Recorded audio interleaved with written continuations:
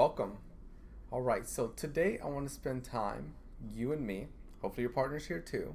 If not, then it's you and I. And this has to do with understanding why it is so important for us to get to know each other's personalities. Now, what I mean by personalities is the way that you tick, the way that you function. Are you an introvert? Are you an extrovert? Do you do well in difficult situations? Do you like to express yourself? Do you like to sit back? Do you like to wait before addressing an issue? Do you like to process it? Or do you like to right away, take it on and move forward?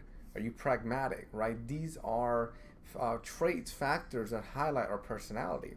As a side note, there is a location you can go to. You can go to the 16 personalities and get on Google, go on there, and then you can take this quiz that highlights your personality.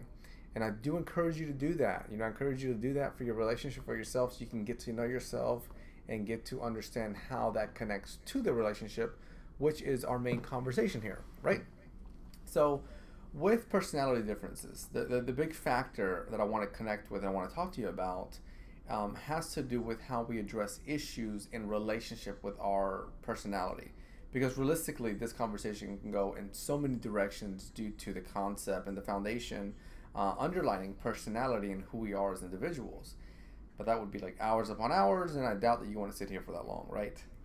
So again, as a side note, go back to that 16 personalities quiz, take that, so at least as we're doing the video, you can understand your personality and how that relates to this conversation. So this conversation, as noted before, has to do with supporting, improving, working on your relationship, addressing issues, improving it, right? Now, whenever there's an issue in a relationship, you and your partner may have different ways that you navigate through that issue, right? You may be the type that wants to look at the issue, talk about the situation, and then let's problem solve it. Let's get the ball rolling, if you will. Whereas your partner may want to talk about the issue, express their feelings, and maybe get to the stage of problem solving, right? And that's where these differences come in. So I want you to think about these stages and how they relate to how you and your partner resolve an issue. Stage one is where you look at the situation. You and your partner are able to step back and say, okay, here's the situation that took place that led to the issue that we're having, right? So circle that, that's step one. Now, step two would be that you and your partner are able to look at that issue in that situation that we're discussing, and then you're able to express your feelings. You're able to talk about, this is how it made me feel. You're listening to each other, you're engaging back and forth. Overall, it's expression, there's listening skills taking place, there's a skill of verbalizing our thoughts and feelings that are taking place. And then after that point, you go to the third stage, which has to do with how do we solve this issue, right? Problem solving, resolution, conflict resolution, constructive support, being able to build each other up. So go ahead and circle that one as number three, big three. And then number four is move forward. How do we move forward with the lessons that we just learned? Because the lessons that we just learned is, number one was where we were able to step back from the issue and we were able to discuss the situation. Step two had to do where we're able to express, listen, identify emotions, identify feelings, really get in that, that nitty gritty area. And then step three went into, let's look at how we can solve this problem. Let's look at how we can work around it, address it, if you will. And then number four, it's, let's move forward. Let's wake up tomorrow and focus on the things of tomorrow, utilizing the skills that we learned through this activity and implementing those skills in, present day, if you will, mindfulness at its best. Now, let's tie that back to personalities, right? Because we started this conversation with the topic personality differences, and how that relates to your relationship. Now, this is where it gets a little bit interesting, if you will.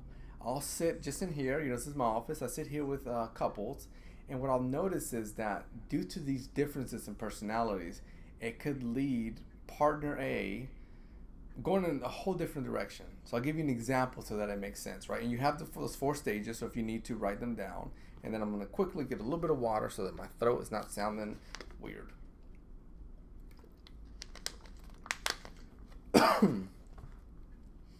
All right, so I have this couple, right? And they're sitting down, and then we're looking at how to address an issue. And one of them is sitting there, and they're listening, right? They're like this, they're listening, patiently listening. And the other partner they've already went through stage one, right? Both of them went through stage one together. They talked about the issue. So the issue had to do with, a difference in parenting styles. One of them thought the other one was a little bit too strict, and the other one thought they were a little bit too lenient. So they had this difference. And the difference from the issue was causing problems in their relationship. They were distant from each other, grumpy with each other, restless, low tolerance for the other person, saying things that they shouldn't say. So they went through the first stage. And in my mind, as I'm sitting back there as a clinician, I'm going, check. Good job. Good job, guys. You went through the first part, right? So now they're going into the second part. And in the second part, again, we have to do with expressing emotion, expressing feeling. How did it make you feel emotionally, physically? Did you feel muscle tension? Did you feel restlessness, agitation, frustration? Were you upset? Did you want to punch that person, right? So you are expressing yourself. And then this one partner, right, they were expressing themselves. And I'm keeping time for a lot of reasons, obviously. It's a 60-minute session, so that's for one. But also so that, I'm cognizant, I'm mindful that each one of them has a time to speak and a time to express. And we're being productive in the session, if you will. And we are about 15 minutes, and then 16 minutes, and then 20 minutes. And I didn't want to cut this person off because what I noticed was a personality factor taking place. It was being highlighted.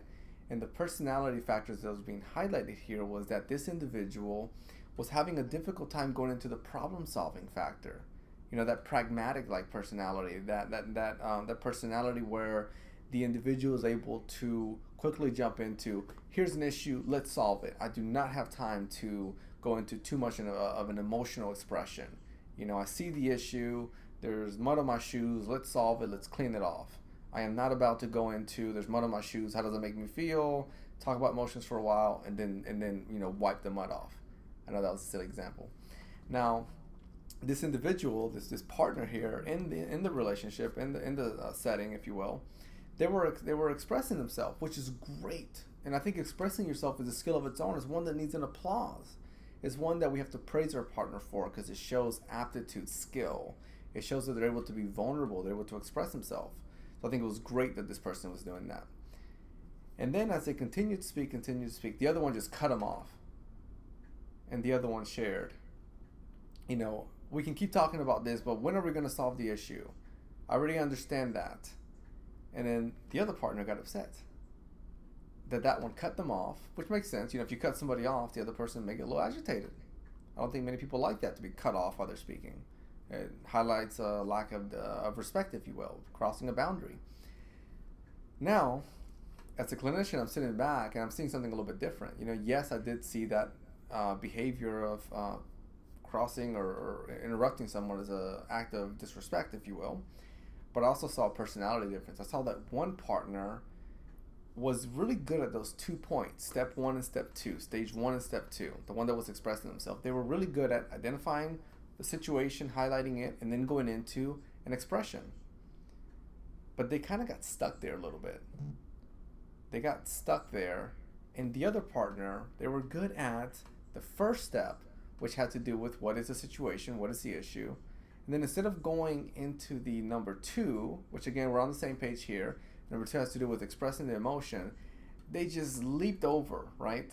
So they're like a big old jump to number 3, which has to do with problem solving. And they're ready for number 4, which has to do with, let's get the ball rolling. Let's move forward.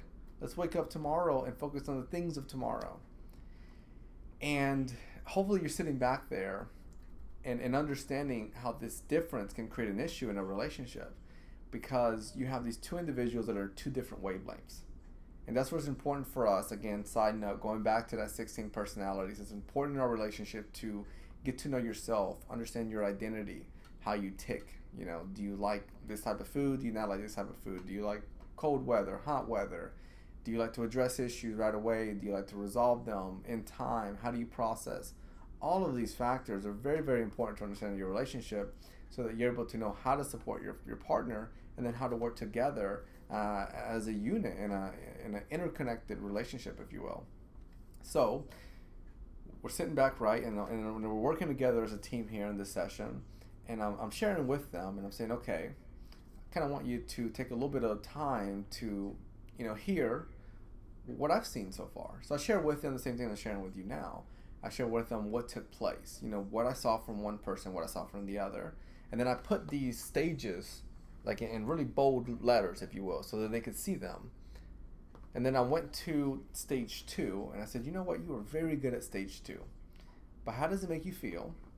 What is your reaction? What's your interpretation that your partner doesn't really sit with you on stage 2 too long? They're kind of ready to just pull you out of stage 2 and then jump to stage 3, which has to do with problem solving. And they didn't like it. They were like, I don't like that, which makes sense. Imagine that you went out with your partner. Imagine you are at this really nice place, a really great restaurant. And your partner tells you, come on, let's go. It's time to go. I'm excited to go to the bar. And you're like, hold on, slow your roll. I haven't eaten. I want to enjoy my food. It's great atmosphere. I want to enjoy this seat right here in stage 2. And then after that, we can go to stage 3, to the bar, and have a couple of drinks, And then after that, we'll get the ball rolling and move forward to stage 4. And this is, again, where hopefully you're enjoying my silly examples, but this is where personality definitions, personality interpretation, and understanding is vital to oneself, to ourself and our independent mindset, our independent life, but also it contributes effectively and immensely in our relationship as we move forward in understanding how to resolve issues, understanding how to work with each other. So with this couple, as we ended, what I shared with them is to give each other support, meaning that you're really good at the problem solving and you are really, really good at the emotional expression. So help each other out, be teammates, be partners in life. And then make sure that you are spending sufficient time in each stage, which is a whole different conversation of its own, because, that does take a little more detail. But just for now, just for the content of here, that would mean that you and your partner are able to go back and forth on, do you feel that we've hit the P's and Q's in stage 1? And then go to stage 2, do you feel that you've expressed yourself in a way that I'm understanding, in a way that you feel supported? Have I sat down in this restaurant with you for long enough for us to be on the same page and connected with each other that we can move forward to the bar, stage 3? All right? So I hope that this conversation that we're having here, that we have had, is able to help your relationship, is able to help with conflict resolution, with improving your relationship, with moving forward in life. Take care.